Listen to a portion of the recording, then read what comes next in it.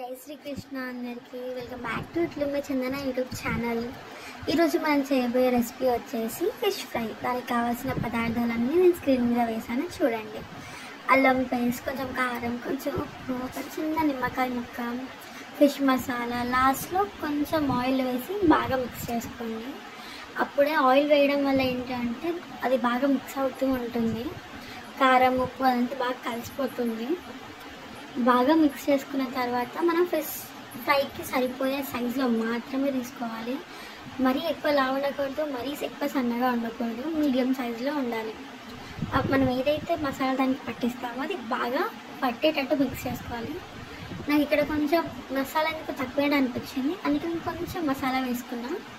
మీరు చూసుకోండి, చాలా బాగుంటుంది ఫిష్ ఫ్రై మాత్రం.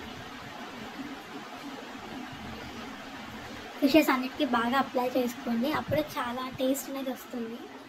ఓవర్ నైట్ మొత్తం ఫ్రిడ్జ్లో